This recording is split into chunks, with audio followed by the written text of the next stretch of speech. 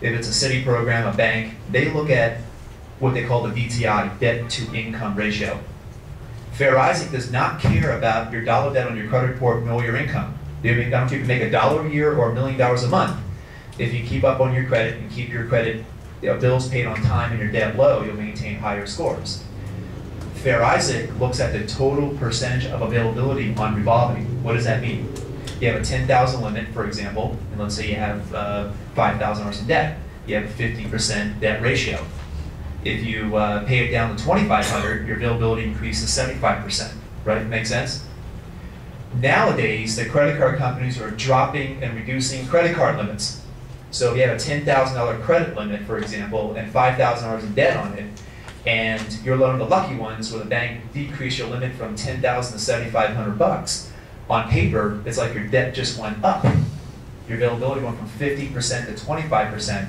In that example, you might lose 40 points on your FICO score. So how does one determine what your total percent availability is?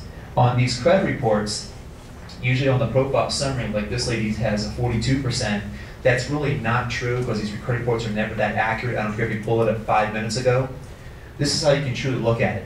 Run a credit report on yourself and add up all your credit debt. That's, not Mervyn's, they're out of business, Nordstrom, Sears, all department store accounts, all major credit cards. Add up all your debt. Add up all your total limits. Divide the debt into the limits. That is your total percentage of availability. The higher that number is, the better off you are. Because the way these credit card companies are reducing credit limits is killing people's credit scores. Because what happens if you open up escrow to buy a house, yesterday, and 2 weeks later, BBA decides to lower your credit limit, there goes your credit score. And guess what? It's not your fault. You didn't have any lates, you didn't have any derogatory, just drop your score.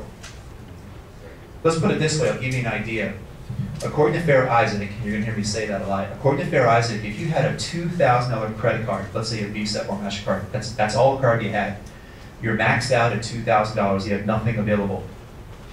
If you make the minimum payment for 6+ months, I don't know, 20% interest rate as an example, how many FICO points score, how much of your score do you think you'll lose over 6 months making a minimum payment?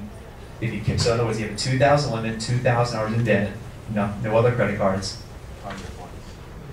You heard me, 100 points on average you'll lose. Really between 50 to 150 points according to Fair Isaac, but it averages 100 points. Imagine being 20 grand, 30 grand, 40 grand in debt.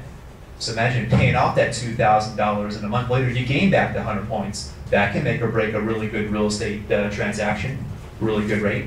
According to Fair Isaac, you can, for every 10 points you increase a national FICO score, national across the US, you can reduce a national mortgage by $100 a month.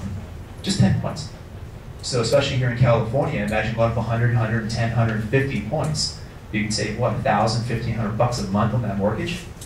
Even if borrowing 300 grand, according to Fair Isaac's website, you go from a 619 to a 620 FICO score, you can reduce a mortgage by $500. Look at it, myfico.com. It's amazing how one little move up on the score can reduce the mortgage.